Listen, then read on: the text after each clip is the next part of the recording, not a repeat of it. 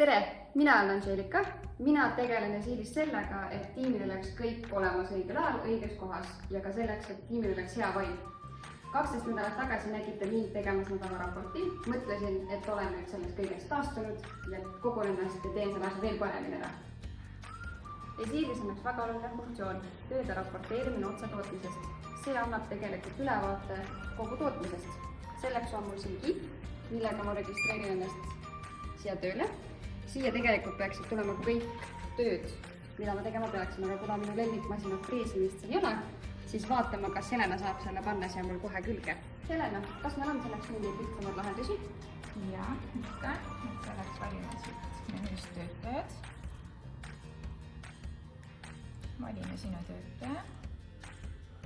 Avame masinad ja valime freesi.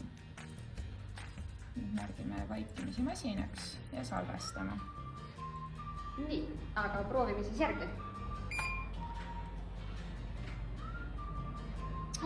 Ja ongi minu freesimine olemas. Päev saab oleta.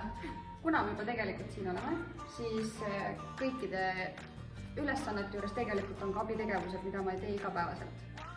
Siis selleks saama siit Esiilist valida abitegevused.